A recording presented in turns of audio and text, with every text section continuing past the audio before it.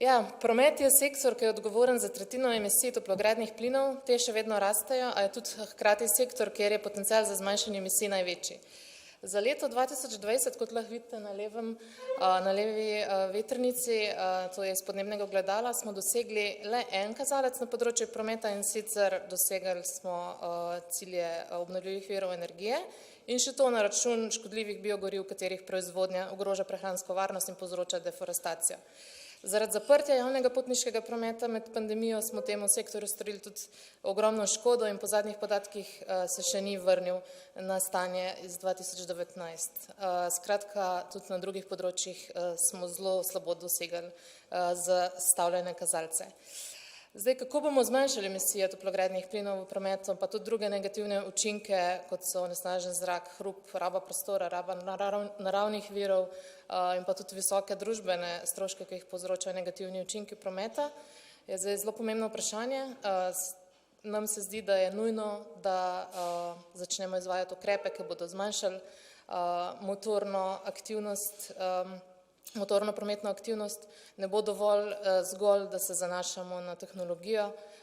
Vemo, da je proizvodnja vodika in e-goriv, o katerih je zdaj zelo popularno govoriti, energetsko zelo potratna. Vemo, da za proizvodnjo ta goriva potrebujejo zelo veliko energije, ki naj bi jo vzeli iz obnovljivih virov energije, vendar vemo, da jih manjka tudi na drugih sektorjih bolj pomembnih in zato se nam zdi, da ti energenti niso primerni za cestni promet.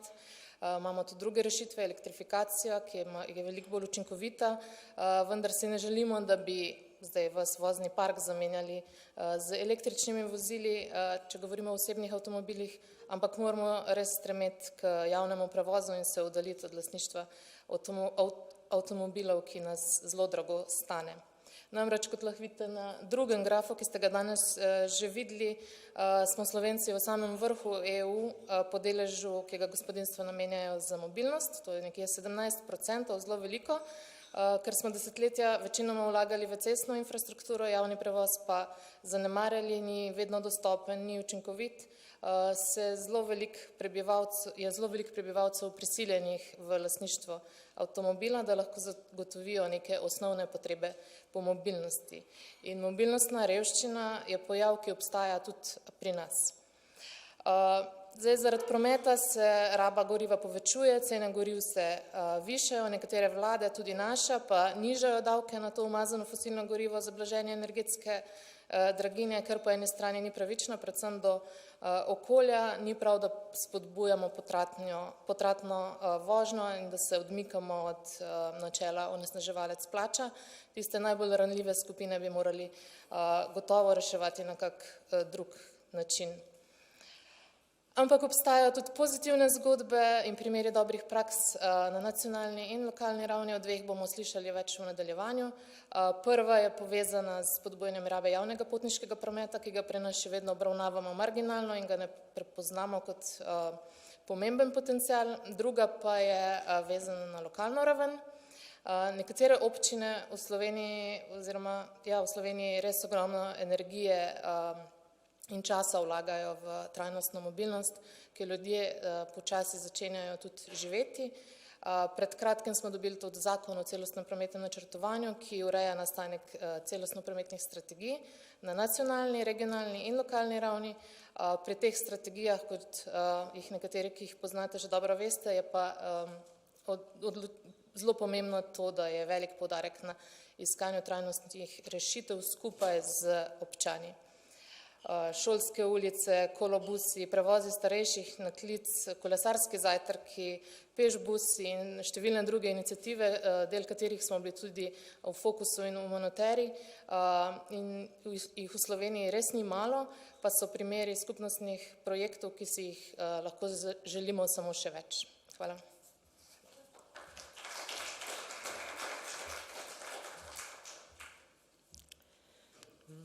Hvala za iztočnico in zdaj bomo pa najprej prisluhnili mednarodni izkušnji, nato pa slovenski. Tako da z nami bo zdaj v živo, vendar nadaljavo, Johannes Russmann, ki je referent za prometno politiko pri NABU, Nemškem združenju za ohranjanje narave in biotske raznovrstnosti, in že več kot 2 leti koordinira zavezništvo za družbeno sprejemljiv mobilnostni prehod. In sicer gre za široko koalicijo sindikatov, socialnih, okoljskih združenj in tudi protestantske cerkve. Tudi Johannes nam bo predstavil delo te koalicije, pa tudi izkušnje z vozovnico za 9 evrov. Johannes, we are ready, so the floor is yours. Okay, well, thank you, Jonas. Thank you very much for the invitation to talk at your panel and your event today. My name is Johannes Russmann, and I work as a transport policy officer at NABU, which is Germany's biggest environmental NGO with about 800,000 members and 70,000 volunteers across the country. And I'm based at the headquarters in Berlin, where we are 9 people, soon to be 10 probably, in the team covering mainly road and ship transport. And today I'm here to talk about about our broad coalition we founded for fair mobility transition 2 years ago, and our experience especially with the 9 euro ticket, which was all dominant this year. And yes, it got introduced in summer and probably was the biggest experience in public transport we ever had. If you have any questions, please ask, or at the end, I think there's some room for some discussion. First of all, this is what I will talk about today. I want to start with some points about the transport sector and why we are talking about it. Then I want to introduce you our broad coalition I just mentioned that we founded 2 years ago. And then I will tell you some things about our experiences with the 9 euro ticket. Okay, so why is the transformation of the transport sector of such vital importance? First, it's the CO2 emissions. The transport sector is one of the main CO2 emitters in the EU, and 1/4 of all CO2 emissions in the EU comes from the transport sector. And the share of transport emissions increased dramatically since 1990, and this is due to increasing road traffic over the past decades. So within the sector, it's the road transport which is responsible for the majority of the emissions. As you can see here on the figure, I'm very sorry, it's in German. It's a EU figure, but very strangely I couldn't find it in English. But I think it's quite clear what is shown here. So you see 70% is road transport, and within these 70%, 60% is passenger cars. So it's the road traffic basically where we have the highest potential of reducing these emissions, and as well as the most options and alternatives. So these figures show, I think, that the transport sector needs to be deeply transformed. I just want to shortly show you the legal situation in Germany concerning climate protection. So because this is quite important to understand why we have this discussion right now we are having. The cabinet decided to reduce transport emissions to 86 million tons in 2030. And the baseline year is 1990 with 165 million tons. And now you see the big problem we have since then, which is over 30 years ago, we managed to reduce only a little under 10%, which is basically nothing. And hence, it's an enormous task since we need to decrease emissions by almost 50% until the end of this decade. So this shows the huge problem basically we're facing. And we won't manage that by more efficiency, like a lot of politicians try to argue, but only with sufficiency and, of course, decarbonization. That's the only thing which makes it possible to really get the goal we are legally binding to. So, and this is the last complicated looking figure I have. This is the projection we have by the federal government this year published, and we see a giant gap of 41 million tons CO2 equivalents in 2030. So, and this is including the already adopted measures, which are legally binding now. So if nothing happens or nothing more happens, in 2030 we have this gigantic gap. I think you can see my cursor now, my mouse. So this is basically what we are fighting for, to somehow get close to the gap. And it's not a question of how, but it's a question of political will. So this shows we don't have any time left to get things changed dramatically. But it's not only the emissions, moreover, it's also the point of social participation, because especially in Germany, we see a big lack of social participation in the transport sector. For example, households with low income are disadvantaged or highly disadvantaged, especially in rural areas where people depend on cars because of bad infrastructure in the public transport, as well as pretty high prices. And this is just want to explain you very briefly the social dimension, but it is important. And at the same time, people with low income are generally affected higher by the negative effect of transport, although they contribute less to the emissions. And this is, of course, not only a German problem, but this is the same thing all around the world. And here, by these negative effects, I mean air pollution and noise, these kinds of emissions. So the environmental costs of transport emissions are not covered by the polluter pays principle, but by everyone, and socially deprived people suffer from that particularly. So in conclusion, a mobility transition is not only needed for environmental reasons, but also for social ones. And when we talk about a fair mobility transition, we have to address manifold interests. So mobility as a basic right for everyone means for most people freedom, but at the same time, the transport sector is crucial for the economy, especially in Germany with its strong car industry. And due to the variety of interests, political decision makers were hesitant to implement a real transition. So the Yellow Vest protests in France a couple of years ago was taken as an example that, for example, a transition will lead to social upheavals.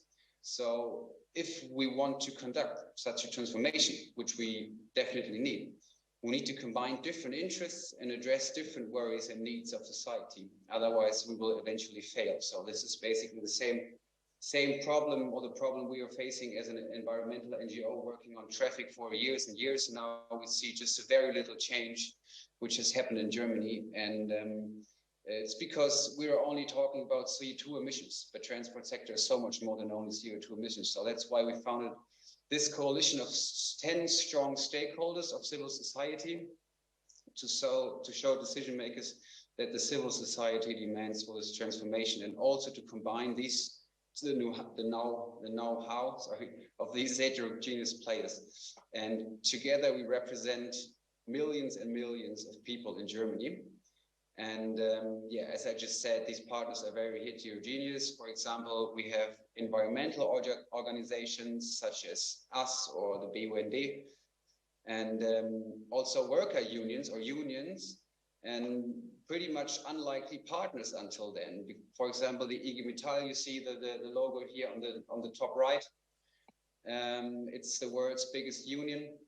They, for instance, inter alia, represent the interest of the workers in the car industry.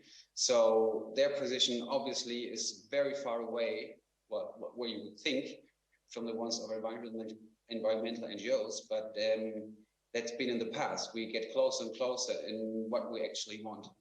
And well, we also have Verdi, the union supporting or representing the employees of public transport. But we also have the two biggest social organizations, ZOVD and the VDK here in Germany, as well as the Protestant Church in Germany. Oops, sorry, what happened now? Oh, sorry. Okay. So after a long process, what do we do? Just as a short introduction to our work. After a long process of coalition building, we worked on our main position paper, you see here on the right, for over 1 year. It's been like, yeah, very intense working groups, meeting every week, once or twice for a couple of hours. And this paper is about like 50 or 60 pages long, and it functions as our like content baseline. And we have clustered the transport sector into 4 columns, which are social participation, health and life quality, mobility, economy, and cultural change. And we formulated a vision we all share, and then derived the clear political measures for decision makers. So that was very important for us, not to formulate this vision, but in the end, look, okay, what has to be done in Germany, so we could go to politicians and say, okay, this broad coalition is supporting all these measures as a whole. So what else? We write position papers on current topics. We conduct political events. Also, just a month ago, to the topic of the €9 ticket. All over the country we do it and try to frame the political debate. And our narrative is a positive one, because the debate about transport policy and traffic is always very emotional, and people are very scared, afraid that maybe the Greens want to take the cars away, transportation is going to more expensive and not possible for everyone. So we try to have this positive narrative and try to enhance that climate policy is welfare policy, and climate policy is not against welfare policy, and that the transition is more than necessary and will have positive effects on all parts of society. And thus the latter needs to be included in the decision-making process. And we claim, for us at least, that we're a platform for the needed dialogue, and we can communicate it into the heart of society, because all of our partner organizations have regional branches all over the country which function as multipliers, and big parts of the society support this transformation, and thus it's possible to implement it. That's basically the message we are sending. And now I would like to come to a current example in the German politics that reflects the coalition manifold terms of reference. And that is the €9 ticket. I don't know if you heard about it or if you know what it is, but first I want to have some words to the context, because due to the rising prices this year for energy and exploding inflation, the government launched a number of initiatives to financially discharge the people. So in total, we had in Germany like 3, it's called Entlastungspakete. It's hard to translate. It's probably discharge packages, maybe. With a volume of over €60 billion. So the Minister of Finance, you see here on the left, Christian Lindner, a liberal, enforced a tax reduction on fuels to the European minimum for 3 months. So that basically meant a tax relief for gasoline of almost 30 cents per liter and over 14 cents for diesel, which summed up in subsidies for gasoline and diesel of up to €3.1 billion. And he was hardly criticized for that, obviously, because for the Greens it was a very bitter pill to swallow, because this subsidies incites the use of gas instead of saving it. And only people driving cars were to profit. So in return, the Greens, you see here on the right, Minister Habeck, the Minister for Economy and Climate Protection. In return, the Greens got the €9 ticket. And what was the ticket? I don't know if you know. From June till August, everyone in Germany could use the public transport and all over the country, no long distance trails those, but the regional traffic, trains and buses, subways, everything, for €9 a month. So the federal government subsidized this measure with €2.5 billion over these 3 months. And to underline again, this instrument came absolutely surprisingly out of nowhere. It was never talked about, would never be possible to even think about this idea, and suddenly it was there. Nobody ever talked about this measure ever before. And yes, as I just told you, it was rather a result of political negotiations for peace in the coalition. And over this mentioned time span, 52 million tickets were sold. And it was very, very well perceived all over the nation, basically. So since the implementation of the ticket was not a long-planned instrument, the ongoing debate about it was multidimensional. Different stakeholders had different demands considering the effects of the ticket, and our coalition was able to reflect at least most of them. So the question is, what are we actually talking about when we talk about the €9 ticket? Are we talking about climate policy? So the question, is it an appropriate instrument for saving CO2 emissions in like reasonable amounts? And if yes, what are the avoidance costs? Are we talking about like transport policy? Is the ticket the big thing for an overall mobility transition? Or are we talking about welfare policy? So does it really help low-income households in a significant way? And if yes, in what way does it help them? So obviously public transport cannot answer all these questions within 3 months. So the debate was overloaded, although this measure was supported by most people, as I just said, all over the country. Yeah, I'm sorry, but I have to give you this map to understand the debate for the past few months we had in Germany. You need the background information, how public transport is organized in Germany. And as you can see by the map, it's pretty complicated. Public transport is not organized by the federal government, but the regional rail traffic is organized by the state, and the public road traffic by the municipalities and or the cities. So in each state, different companies implement and engage in the transports, and they are all part of a local association. So overall, you see this here on the map, we have over 70 of those associations, and each of these associations has its own ticket, its own prices, its own app, and they are all not connected with each other. And so if you want to travel over land by public transport, in some areas you need 3 or 4 tickets from different associations to different prices. And this has always been the big problem in social transport in Germany. And now the crucial part is the financing, of course. Like inter alia, the federal government gives money to the states, and they are called the regionalization funds. I don't know, it's just the translation. So they can finance the public transport. And currently it's 10 billion euros a year.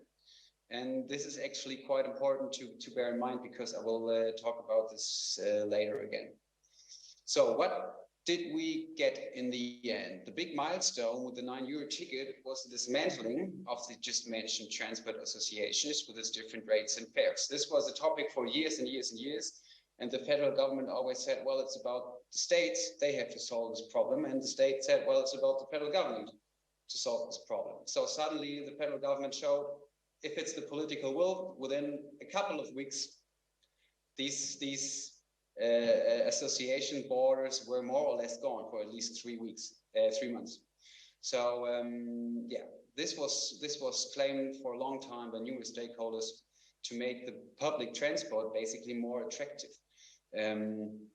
But yeah, it was the question of responsibility, and the €9 ticket was a clear sign that the federal government can change things in public transport, yeah, if the political will is there, as I just said. And yeah, moreover, the €9 ticket was a game changer for social participation. Suddenly, households with only or with low or no income were able to take part in social life in a completely different manner. They were able to visit relatives in other regions in Germany, or could go on trips to recreational reasons. And these activities increased, a lot of studies showed, and hence the ticket improved the life quality for a lot of people with low income. And yeah, the study shows that people have been more mobile, especially with a net income lower than 1,200 euros. So we see an increase of mobility for those people. And public services like going to the doctors were definitely and suddenly more feasible. But there's a big but. The transport companies and services, as well as their infrastructure, was heavily overstrained. At that time, you see here the picture. This was basically the normal situation in train stations during the summer this year. And the implementation of the ticket came in a moment where in a lot of different regions, nationwide, companies and municipalities were cutting down services, and not extending them, but cutting them down because of lack of employees and lack of money. And this was basically due to rising operational expenses. And as I just said, yeah, the lack of employees because of very bad working conditions in public transport. So it's bad pay, night shifts, and so on and so forth. So this is because the mentioned regionalization fund was not sufficient in the last years. And in the past, the public transport was very poorly financed. And that's why the perception of the ticket was twofold and not only supported by all stakeholders. And as you can imagine, the union, especially the union supporting the interest of employees in public service, were not a big fan, or rather a harsh critic of the ticket, at least not the idea itself, but the ticket, how it was implemented in the summer. From just suddenly 50 million people buying this ticket, using public transport without any change of operating skills. So one of the central questions during this implementation of the ticket was how latter influences and or affects the mobility behavior across the country. Very important if we talk about a prolonging of this offer. Just for a background, it was when it was introduced in May, it was clearly stated that it will be only implemented for 3 months and then that's it. But over time, because it had so much support, people and also politicians talked about prolonging it, although the transport minister wasn't a big fan of it. But of course, you have to talk about what are the actual effects and of mobility behavior across the country. And it's firstly very hard to answer because the data was not there at that time and still is not completely. And for example, just to show you how difficult to answer this question is, the Association of Transport Companies, called Dovolj, released a study in August, which stated a fair model shift from cars towards public transport. So basically great news. And it was taken up by the media, and a lot of articles were published also in Spiegel in like big newspapers, which certified the ticket a very positive climate impact. So savings of about 2 million tons CO2 equivalents. And there was, I think in June or July, so midterm of the ticket. But unlikely, this study was very optimistic because other assessments, which were published later, don't share that optimistic point of view. So it's basically a question of data. For example, the Leibniz Institute for Wirtschaftsforschung comes to completely different results. People who bought the ticket lived rather in cities than in rural areas. They had closer distances to the next stop and owned fewer cars. That led to a crucial point of critique, because where there is no public transport, it can simply not be used. So moreover, the ticket led to additional traffic, what at least we as the environmental NGO actually do not really want. And this mainly for leisure travel. So there was no significant shift from cars to public public transport. And hence the €9 ticket does not seem to be a cost-effective measure for short-term climate protection. It's a bit of a pill, but it looks like it. And the quoted study estimated the following, the ticket saved, the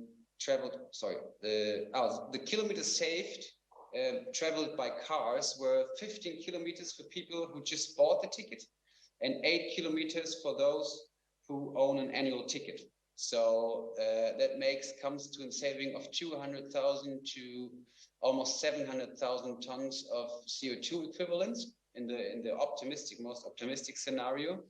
And this is less than by factor 4 to the study that Dovolj I just mentioned earlier.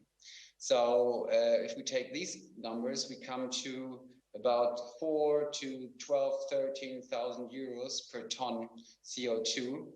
And this obviously is not feasible for a short-term climate protection measure. And but we have to state that this is all on the basis of a 3 months implementation. So with originally not intention of prolonging this measure. So of course, do people really change their behavior, their daily patterns when they buy a ticket and they know it's only there for 3 months? It's hard to argue.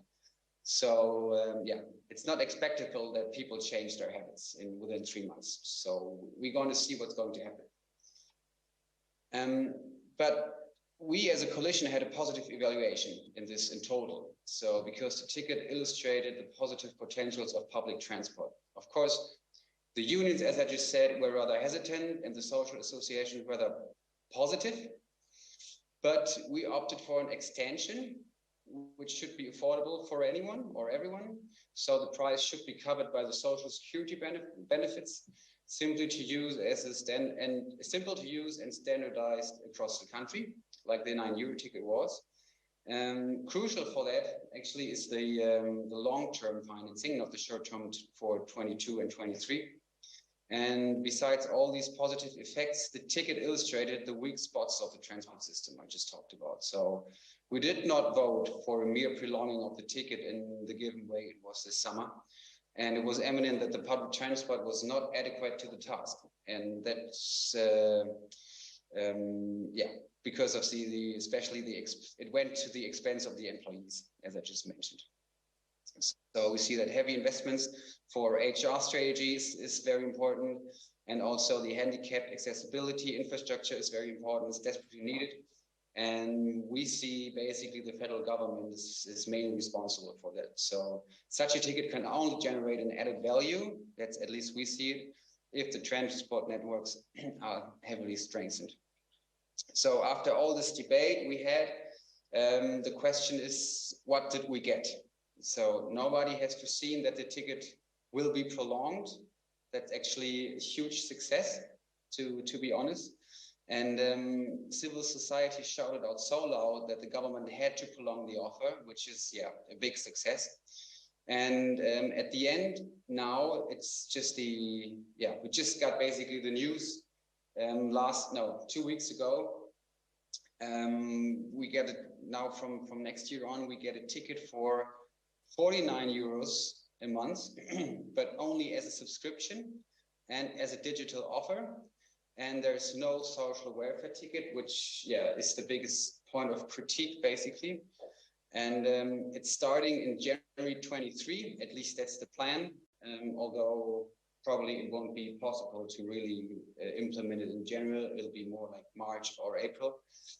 But still, until last week, the state and the federal government did not agree about the financing. So this was the main struggle point.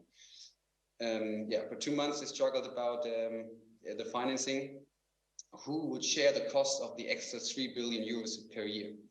And the states demanded an extra of 3.3 billion for 22 and 23 to cope with the rising expenses, as well as the increase of the regionalization fund of another 1.5 billion. And in the end, what they got was, not even half of it. Johannes, Yeah. we have to slowly come to an end because we have one more presentation. So if you could wrap up, that would be very, very nice. Oh, I'm sorry. Okay, I thought I said, how long is it? Oh, 30 minutes already. Okay, I'm sorry. Okay. I just want to give you some quotes.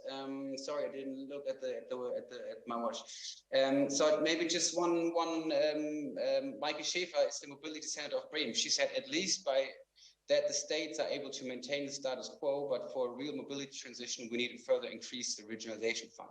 So basically, this is all the quotes I wanted to give you from the politicians saying, okay, it's from the states, it's a great effort, but by that, we will have to basically, at least we won't extend the networks, but so sorry.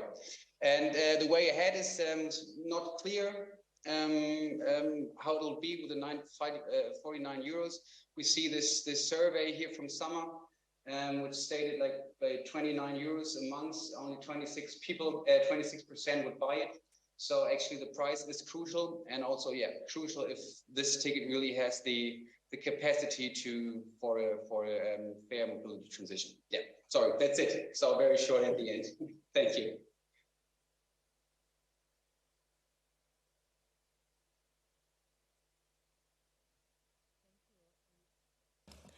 Thank you, Johannes. And I will have one question for you that we discussed before, and that is going back now to your coalition. You, as you said, you have unlikely allies on board, like trade unions from car-related business sector, etc. What are some of your learnings? How to get unlikely partners on board that you really need, but you are generally, reluctant to even contact them. So what have you learned, briefly? Well, what have we learned? Well, it's been a long way. 3 years ago, we made a little paper together about the transformation of car industry, because obviously also the unions see, especially the unions for the car industry, see the combustion engine is going to an end. Even now the European Commission, now it's done. But 3 or 4 years ago, it was quite obvious, but not done yet. So from the headquarters of these unions, they are trying to really support the companies, also the small companies, in this kind of transformation. So they see the only way to survive is to get the shift to electrical cars, for example. Yeah? So that's why we found, maybe there's a joint point we can support. So that's where we slowly started to talk to each other. And then also, obviously, it's about also people. It's about personal connection. And and it's been a lot of time for coalition building, basically. Thank you very much. You are very inspiring to hear the story of we are bringing together various partners, including church, which can be food for thought here in Slovenia as well. And thanks for your comprehensive sharing, and all the best. Thank you very much. If you have any questions or want to reach out, I will send you my contacts. Yeah, thank you. Okay. Thank you. Bye. Hvala.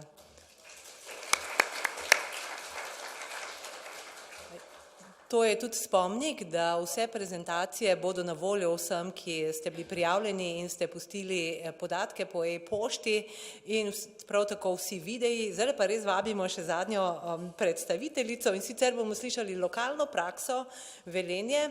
In Mirjam Britovšek je univerzitetna diplomirana inženirka kemijskega inženirstva z mestne občine Velenje in članica delovne skupine za trajnostno mobilnost. Pa kar izvolite, boste predstavili, kaj vse se dogaja v Velenju.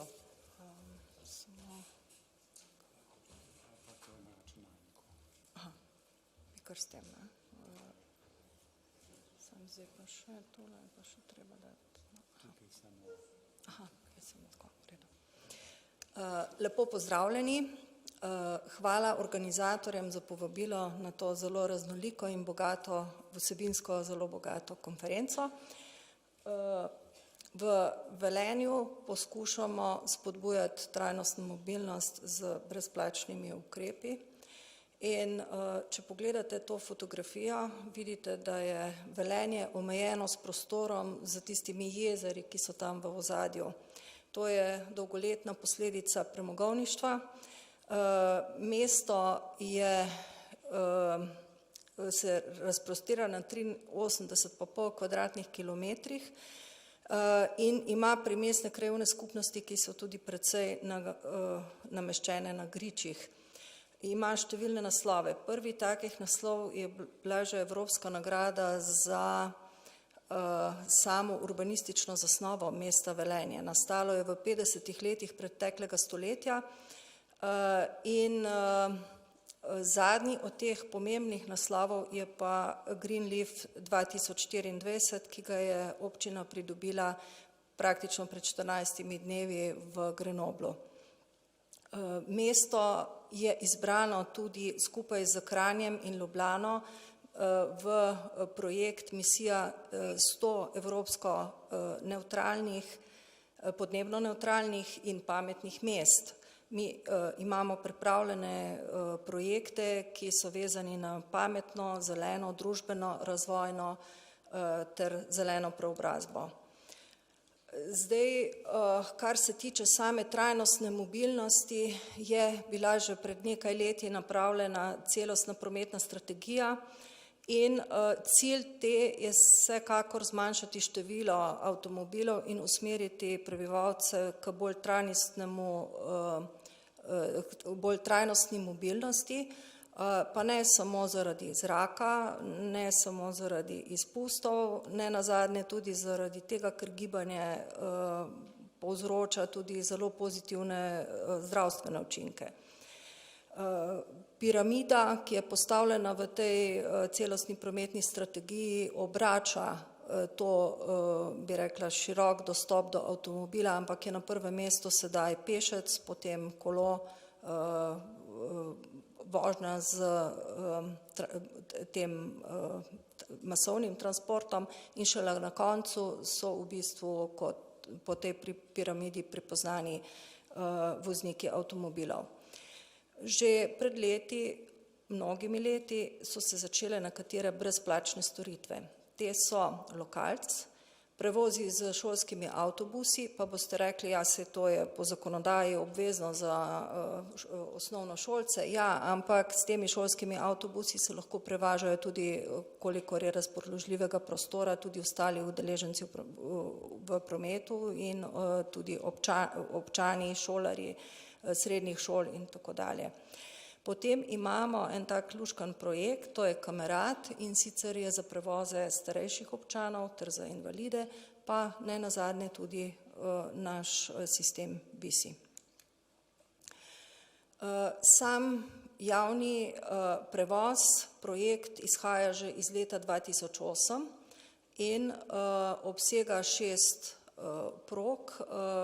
Časovno so ves čas nekako tudi te vozni redi prilagajani glede na potrebe, ki so prepoznane v prostoru, avtobusi vozijo na 15, 30, 60 minut v določenih urah, v različnih časovnih jesenskih, poletnih obdobjih, odvisno od tega, kje in kako so te potrebe prepoznane. Zato je recimo značilna rumena proga, ki vozi do mestnega jezera, kjer se odvija poleti kar precej na široko v bistvu ta turizem, ki ni prepoznan samo v samem mestu, ampak tudi zunaj mesta. V oddaljene krajevne skupnosti je možno priti v določenih dopoldanskih in popoldanskih urah tudi z tem lokalcem. Zdaj tukaj vidite, zelo na veliko je napisano gratis. To zaradi tega, ker ta avtobus vozi na ta način, da mu je podeljena koncesija in se stroški za koncesijo plačujejo iz proračuna občine, kar pomeni, da je za uporabnike povsem zastonj. Vse informacije so za uporabo tega mestnega avtobusa so napravljene preko možnosti Google Maps, tako da vtipkaš, kje greš gor in ti pokaže tudi potem kdaj in kje je najbližja postaja. Potem je to spletna stran, imamo prikazovalnike, ker se sistem ves čas tudi modernizira, so na nekaterih postajah že, na nekaterih bojo pa zdaj v kratkem tudi te digitalni prikazovalniki prihodov, potem imamo zloženko, imamo vozne rede. Zdaj, mogoče vsaj nekaj številk, okrog 300 000 potnikov prepelje v enem letu, v 10-letni koncesiji je to bilo nekaj manj kot 3,5 milijone potnikov. Zdaj, pred 2-3 meseci je bila podeljena nova koncesija za naslednjo obdobje. Sistem, kot sem rekla, se ves čas posodablja. Sedaj poskušamo recimo tudi z bolj modernimi čakališči in za to digitalizacijo še nekako tudi promovirati samo uporabo lokalnega mestnega transporta. Strošek iz proračuna je nekaj manj kot 700 000 na leto. Zdaj, tukaj je karta, zbrala sem tole, ki je za rumeno, zeleno, modro in rdečo in oranžno progo, ki so značilne predvsem za šolske prevoze. Kar se tiče teh šolskih prevozov, je 24 vozil, ki napravijo preko 1500 km dnevno, in da so avtobusi na teh relacijah lahko polni, je omogočena tudi brezplačna uporaba vsem ostalim prebivalcem, kot sem že rekla. Za šolske prevoze je bila pripravljena projektna naloga, ki je obsegala vse tehnične organizacijske zahteve, vse relacije do šol. Oddana je bila torej tudi koncesija. V sistemu samo osnovnošolcev je 730, ki se vozijo iz teh primestnih šol, primestnih krajevnih skupnosti v matične šole, in iz proračuna se za to nameni skoraj 1 milijon evrov. Imamo še poseben transport za tiste otroke, ki potrebujejo prevoz do specialnih zavodov. En tak čeden projekt je Kamerad, to je električno vozilo. Mestna občina je že pred mnogimi leti ustanovila svojo lokalno energetsko agencijo. Posledica tega je bila tudi, da imamo na strehi lokalne skupnosti sončno elektrarno, pred občino je polnilnica, imamo tudi že nekaj službenih električnih avtomobilov in eden od teh je bil tudi tale Kamerad. Zato so te stroški vzdrževanja relativno nizki, 5000 evrov na leto. Avto vozijo prostovoljci Udarnik, Mladinskega centra Velenje, vendar je ta omejitev, da je treba seveda se vnaprej naročiti, kar je na nek način logično, ker ni nihče stalno zaposlen. Zdaj, to projekt od maja do decembra 2021 je bilo opravljenih 146 prevozov v eni smeri in 285 v več smeri. Zdaj, komu je ta projekt namenjen? Kot sem že prej na kratko omenila, starejšim od 65 let in gibalno oviranim. Vendar načela tega projekta so tudi medgeneracijska solidarnost, spodbujanje aktivnega življenja starejših oseb, povezovanje, sodelovanje, spoštovanje narave nenazadnje, glede na to, da se uporablja električno vozilo, in seveda tudi podpiranje prostovoljstva. BISI, to je sistem, ki ga lahko uporabljajo občani za izposojo koles. Moram povedati, da smo v letih 2019, 2020 in 2020 zgradili dodatnih 19 kilometrov kolesarskih povezav, tako da jih imamo zdaj v mestu, sami mestnega omrežja preko 40 kilometrov. Če govorim samo o BISI postajah, imamo 21 postaj in v uporabi je 148 koles, od tega jih je preko 70 električnih, ostali so navadni. V letošnjem letu smo pa dobili tudi novo pridobitev, to je pa transportni tricikl. Omejitev za uporabo tega sistema je 14 ur na teden. In s tem, ko smo s pomočjo evropskih skladov nakupili tudi električna kolesa, smo uvedli to osebno registracijo, drugače morajo biti te kartice, zato da so malo bolj podrobno zbrani podatki, in ta registracija pa dejansko pride uporabnika 10 evrov na leto. Drugače se s pomočjo teh sredstev nekoliko izvaja tudi vzdrževanje, ampak je seveda tudi treba dodati iz proračuna. Zdaj, ta projekt je zaživel v letu 2013, se pravi, to je sistem za izposojo koles, s katerim upravlja Zavod za turizem Šaleške doline. Je povezava tudi z sosednjim Šoštanjem, tako da tukaj imamo 2 mesti to povezavo preko teh koles. Dogradili bomo letos 7 nadstreškov, predvsem tam, kjer imamo največ teh električnih koles. Žal pa ugotavljamo, da so težave vandalizem, ker nam poskušajo električna kolesa celo ukrasti. To pa ni najbolj spodbudno. Zdaj, za samo v bistvu spodbujanje uporabe koles, moram reči, da smo v teh projektih izgradnje mestnega kolesarskega omrežja zgradili tudi kar nekaj postajališč za kolesa, tudi v neposredni bližini recimo Gorenja, tako da poskušamo v bistvu tudi z temi zadevami, da je vzgrajena ta infrastruktura, ki jo sicer tudi lahko uporabljaš za uporabo lastnih koles, da imaš varno možnost zakleniti kolo pri bodisi bazenu, pri športnih dvoranah, pri vrtcih, pri šolah, pri glasbeni šoli in tako, smo poskušali v bistvu to kolesarjenje približati prebivalcem. Zdaj, glede same uporabe teh koles sistema BISI, je na razpolago v bistvu tudi aplikacija, ki jo je možno dobiti preko mobilnega androidnega telefona.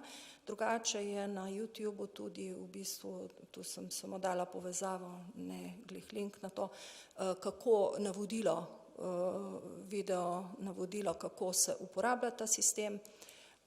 Potem imamo tudi promocijski film. Tole je recimo, če se gre preko te aplikacije, da se vidi, kje so vse te postaje.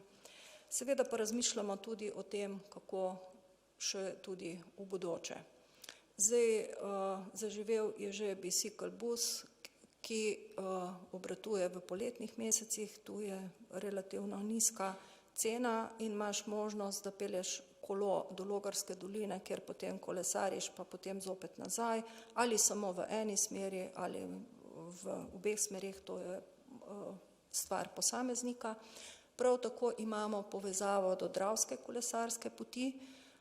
Moram povedati, da se sedaj tudi gradi še povezava, regionalna povezava proti Mislini, tako da potem bo ta pot Dravska dosegljiva tudi čisto s kolesom. No, in ta bicikl bus pripelje tudi do Labota v Avstriji. Potem imamo še nekako željo optimizirati proge med mestom in samim podeželjem. Od leta 2020 izvajamo tudi meritve, koliko kolesarjev se vozi. Imamo možnosti tudi skupne uporabe avtomobilov, se pravi službenih avtomobilov, tako v naši upravi kot v javnih zavodih. Poskušamo čim bolj omejevati parkiranje v samem središču mesta.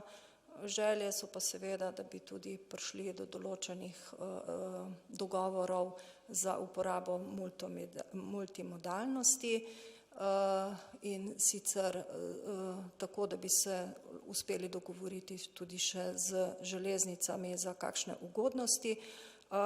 Je pa ena pridobitev že to, da imamo sedaj že vlak, ki občasno pripelje v Velenje, takšen, da se da gor lahko kolo. No, potem še mogoče tale predzadnji slajd. Rekla sem, da imamo povezave do 5 merilnikov na teh nekih točkah in v letu 2021 smo zmerili, da se je preko teh točk prepeljalo 200.000 kolesarjev. Tako da, hvala lepa in vaše vprašanje.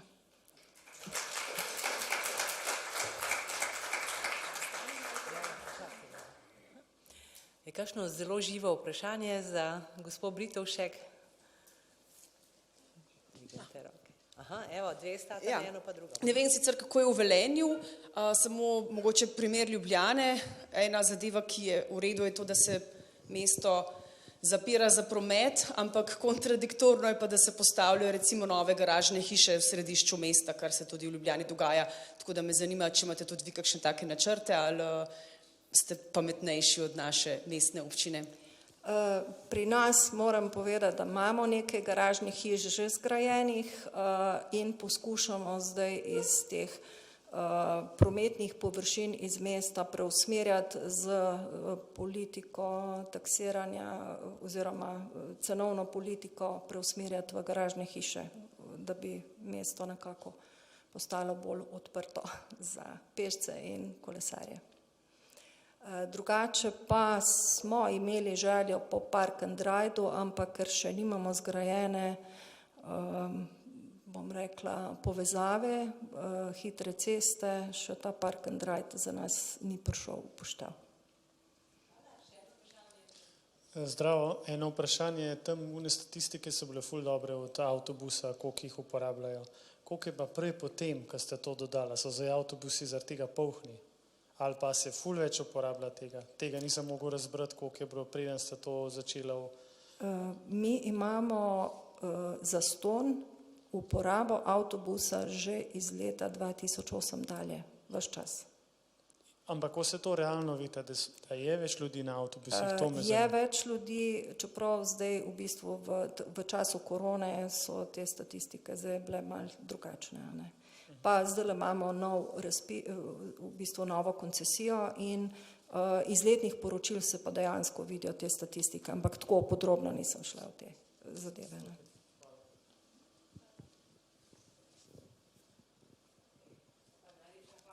Hvala vam.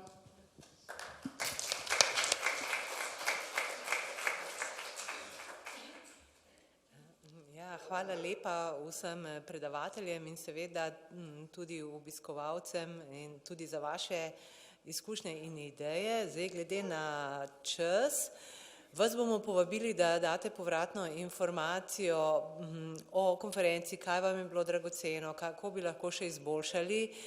Naknadno, ko boste dobili e-pošto z vsemi gradivi. Tako da bi jaz za zaključno besedo kar povabila Gajo Brecelj z Umanotere, da pove, kar je še potrebno, da se potem razidemo.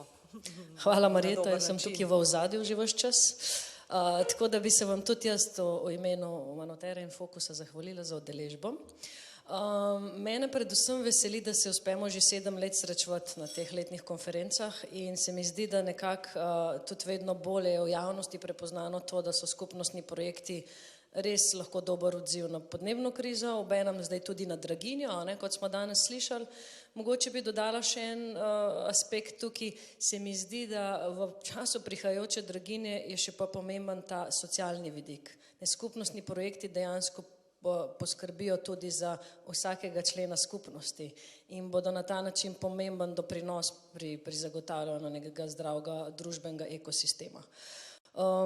Zdaj jasno rabijo veliko sistemske podpore, kaj pa mi ponujamo, nevladne organizacije z tega področja, je pa svetovanje oziroma pač nekako občine vzamemo pod okrilje in jih podpremo v izvajanju skupnostnih projektov. Že kar nekaj občin smo na ta način dal čez, bom rekla, trenutno smo v Hrastniku, Postojni, v Posočju, 3 občinah, Kočevje, pa mislim, da je še kakšna, nekaj smo jih že.